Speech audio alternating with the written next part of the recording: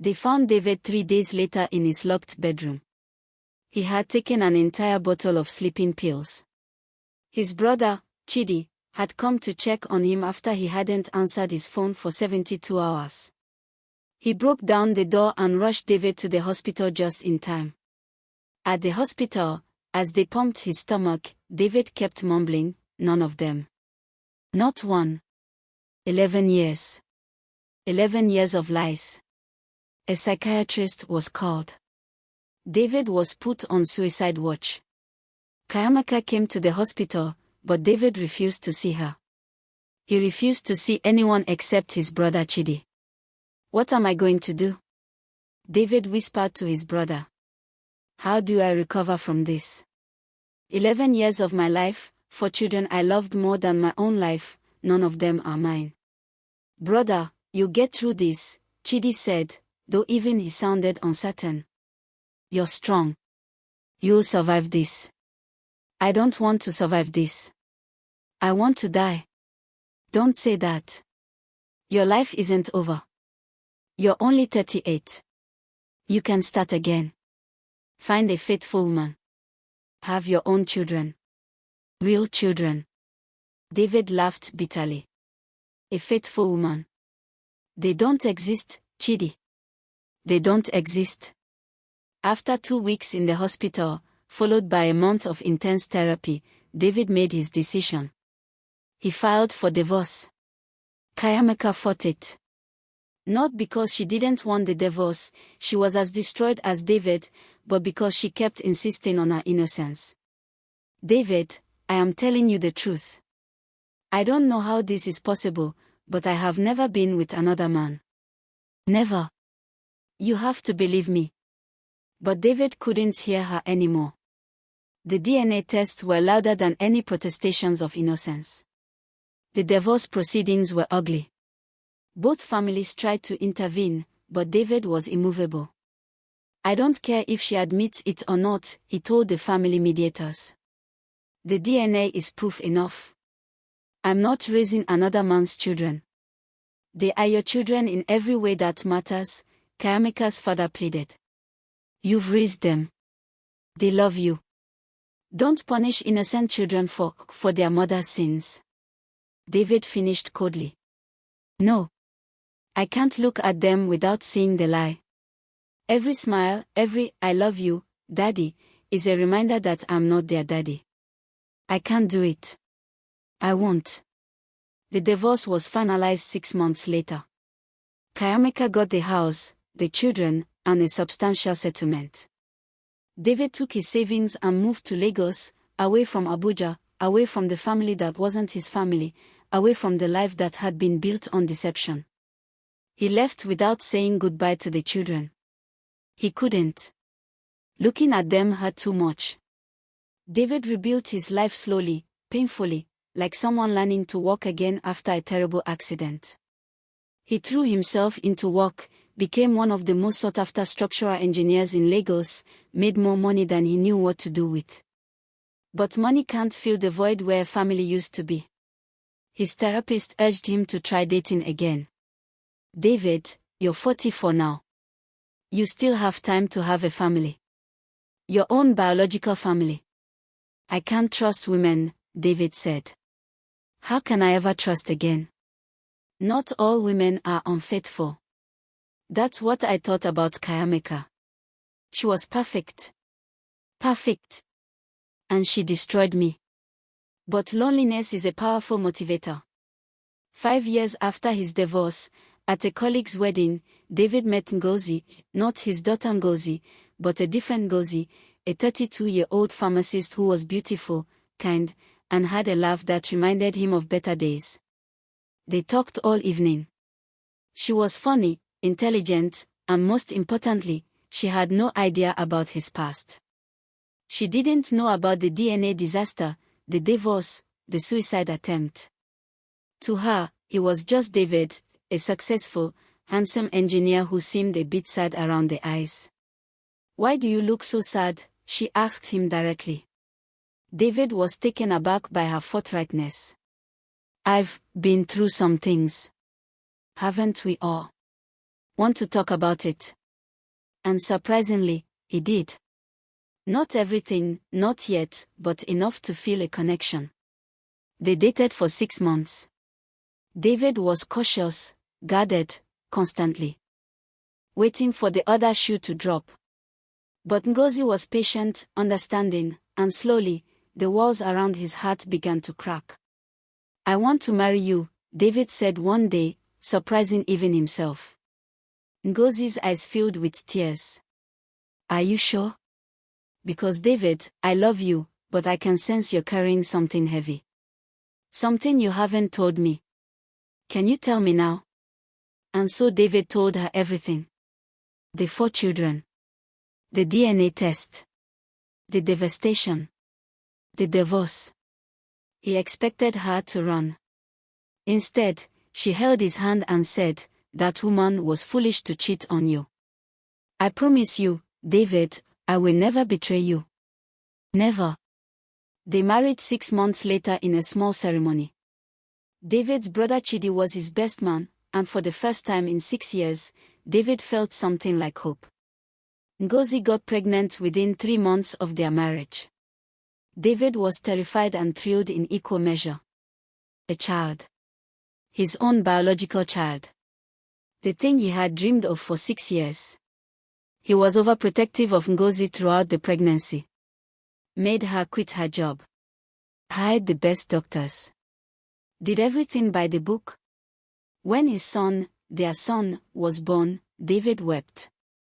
Not tears of sadness this time, but pure, unfiltered joy. "He has your eyes," Ngozi said, smiling exhaustedly from the hospital bed. "My son," David whispered, holding the tiny baby. "My actual son." They named him David Jr. For 3 months. David experienced a happiness he thought he'd never feel again. Every morning, he would wake up early just to watch his son sleep. Every cry, every smile, every tiny movement was precious to him. But then the old fear started creeping back. What if Ngozi cheated too? What if she's like Kayamika? The thoughts were intrusive, unwanted, but persistent. David tried to push them away. Ngozi was faithful. She loved him. She had proven herself. But Kayamika had seemed faithful too. And she had loved him. And look how that turned out. David didn't tell Ngozi. He felt ashamed even thinking about it, but he couldn't help himself. The fear was too strong. One afternoon, while Ngozi was at her mother's house with the baby, David took a sample of his son's saliva, just a simple cheek swab while the baby was sleeping, and sent it off to a private DNA testing lab. "This is just for peace of mind," he told himself. "Once I know for sure, I can finally relax. I can finally trust completely." The results would take 2 weeks. David waited, anxiety gnawing at him constantly. It will be fine. The test will come back positive. My son is my son. But a small voice in the back of his head whispered, "That's what you thought about Addis too." 2 weeks later, the results came via email. David was alone in his home office when he opened the PDF. He read the first line, probability of paternity, 0%, and his word ended for the second time. David didn't explode this time. He didn't rage or cry or threaten. He simply waited for Ngozi to come home, his face a mask of cold stone. "We need to talk," he said. Ngozi looked at him, concern immediate on her face. "What's wrong? You look terrible." "I did a DNA test on David Jr., the color drained from Ngozi's face." "You, what? Why would you? He's not mine." "What?" Ngozi screamed. "That's impossible. David, I have been with no one but you.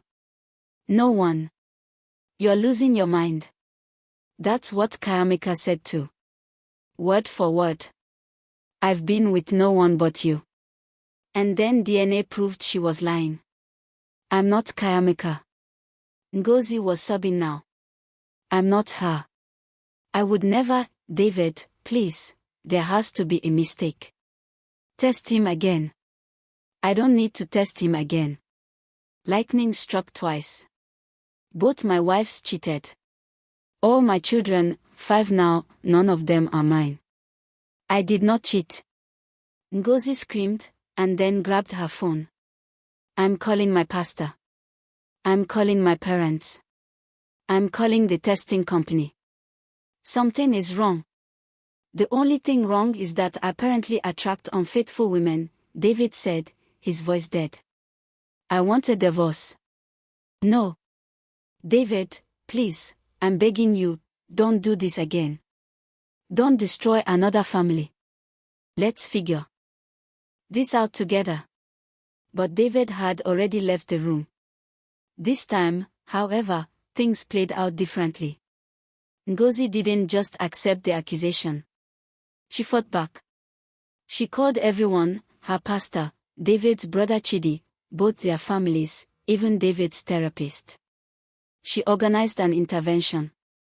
Something is medically wrong, she insisted to everyone. This cannot be a coincidence. 2 wives. 5 children. All not his. That's statistically impossible. David's brother Chidi agreed. Brother, I've been thinking. What if there's something wrong with you? Medically. With me. David laughed bitterly. I'm not the one who cheated. I'm not saying you did anything wrong. But Ngozi is right. This happening twice is beyond coincidental. You need to see a specialist. A genetic specialist. Ngozi grabbed David's hands. Please, David. Please. Before you destroy another marriage, before you abandon another child, just see one more doctor. If the doctor confirms nothing is wrong with you, I'll sign the divorce papers myself. But please, give us this chance. David looked at her tear-stained face, at his brother's pleading expression, at the gathering of people who loved him. And he was so tired. Fine, he whispered. One more test. But that's it. Dr. Adeyemi was one of Nigeria's leading genetic specialists, trained at Johns Hopkins University, and head of the genetics department at Lagos University Teaching Hospital. When David's case was presented to him, he sat up with interest. This is highly unusual, Dr. Adeyemi said, reviewing all 5 DNA test results. The probability of paternity is 0% in all cases, but there's something strange here. What? David asked, barely hoping anymore. The children's DNA doesn't match yours, but they do match each other. They are all siblings. Or half-siblings at minimum. And their DNA. He paused, studying the reports more carefully, shows markers that are close to yours. Not exact, but close. Like they are related to you, but not as a parent. What does that mean? Ngozi asked. It means, Dr. Adeyemi said slowly, that these children might be related to someone very close to Mr. Okonkwo. A brother, perhaps. Or a cousin. David's blood ran cold. Are you saying my brother? No, Dr. Adeyemi interrupted quickly. Let me run some additional tests. I want to check something. Mr. Okonkwo, I need to take tissue samples from different parts of your body. Hair follicles, skin cells from your arm, cheek cells, blood, and a sperm sample. Why? I have a hypothesis. It's rare, very rare, but if I'm right, it would explain everything. The test took 3 weeks. David and Ngozi lived in tense limbo, barely speaking, both terrified of what the results might show. When Dr. Adeyemi called them back to his office, his expression was grave but also amazed. Mr. and Mrs. Okonkwo, he began, I need you to prepare yourself for something very unusual. David, you are what we call a chimera. A what? David asked. A chimera. It's an extremely rare condition where a person has 2 sets of DNA in their body. In your case, you absorbed your twin in the womb during early development. Your twin's embryo fused with yours, and you literally became 2 people in one body. The room was silent as everyone tried to process this. I had a twin. David whispered. Yes. And here's what happened. Different parts of your body have different DNA. Most of your body, your blood, your skin, your hair, has one DNA profile. But your reproductive cells, your sperm, have your twin's DNA profile. So when you father children, they carry your twin's genetics, not the genetics of your dominant body. David felt dizzy. So, the children are mine. Biologically, they are your twins. But since your twin is part of you, yes, they're yours. Or more accurately, they're your nephews and nieces that you fathered. You're simultaneously their father and their uncle. Ngozi burst into tears. I told you I never cheated. David couldn't speak. His mind was reeling. All 5 children, he finally managed. Yes. All 5. Same explanation.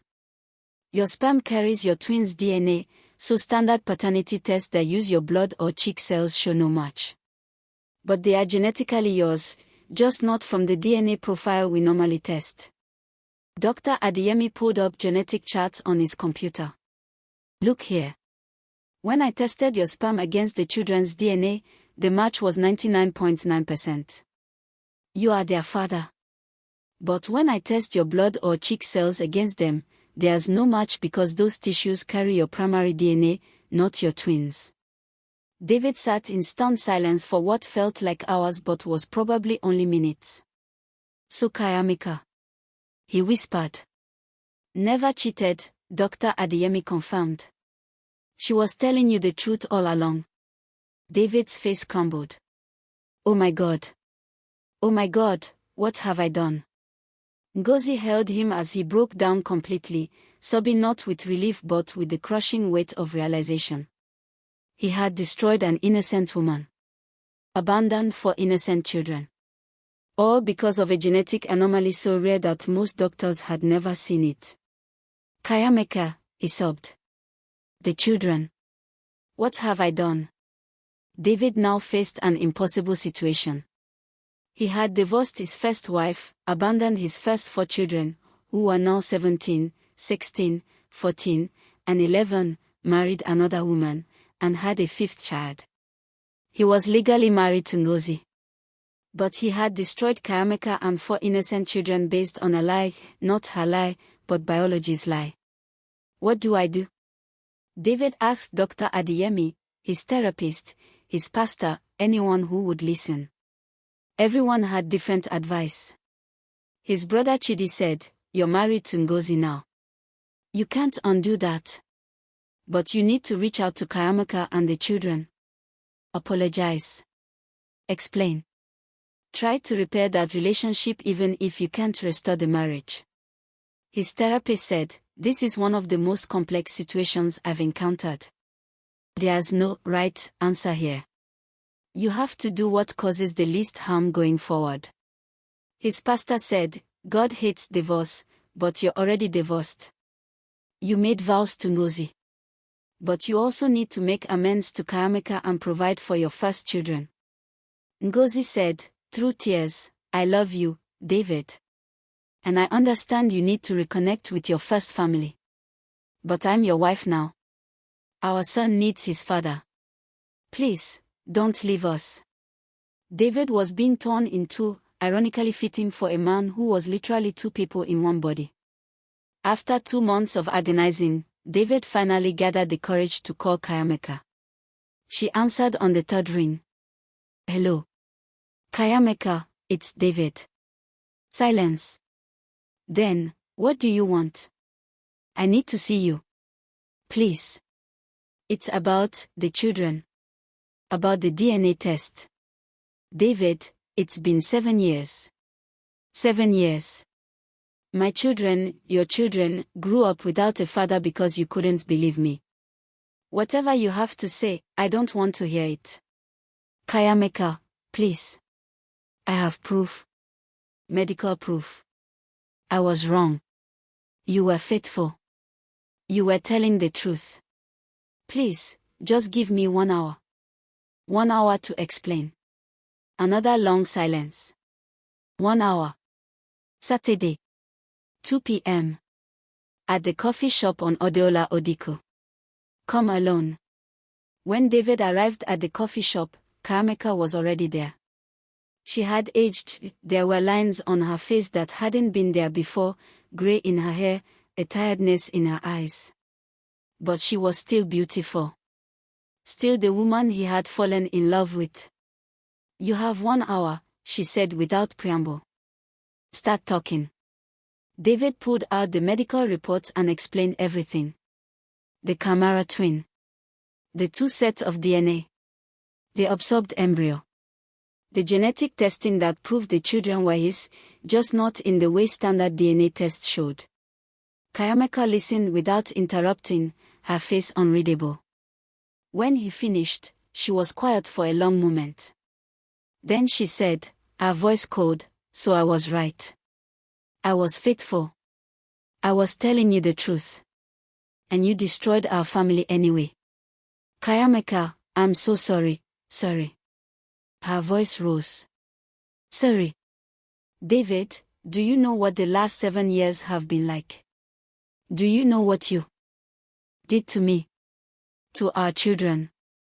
Let me tell you. After you left, Adis cried every night for 6 months, asking why Daddy didn't love her anymore. Chinedu became angry, started fighting in school, got suspended twice. Ngozi stopped talking for almost a year, literally stopped speaking. And Obina, who was only 6 when you abandoned him, now flinches every time a man raises his voice because he thinks he did something wrong that made his father leave.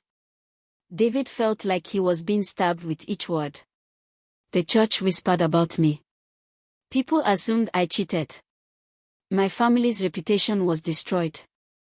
My father died 2 years ago, still ashamed of the scandal. My mother won't speak to me. I lost my job because the gossip followed me everywhere. I've worked 3 jobs to provide for our children because you stopped sending money after the divorce. I didn't know, you didn't want to know. You were so convinced of your victimhood that you never once considered there might be another explanation. David was crying now. You're right. You're absolutely right. I failed you. I failed our children. I was a coward and a fool. But Kayameka, please, let me make it right. Let me be their father again. Let me. You can't, Kayameka said flatly. You can't undo 7 years of abandonment. You can't give them back their childhood. You can't resurrect my father so he can know his daughter wasn't an adulteress. You can't repair what you've broken. But I have to try. They are my children. Now they're your children. Where was that conviction 7 years ago? Kayameka stood up. You have another wife now, David. Another child. Go be a father to that one. You gave up the right to this for. Kayameka, please, we are done here. She turned to leave, then paused. You want to do something for your children? Fine. Put money into a trust for their university education. Make sure they are financially secure. But stay out of their lives. You've hurt them enough. And she walked out, leaving David broken at the table. 3 years have passed since that meeting. David did as Kayameka asked. He set up substantial trust funds for all 4 of his older children. He pays their school fees, sends money monthly, covers all their needs, but from a distance. He's tried reaching out directly to the children several times, but only Chinedu, now 20 and in university, has responded, once, with a brief email, thanks for the school money. I don't hate you, but I can't have a relationship with you. Maybe someday. Not now. David remains married to Ngozi.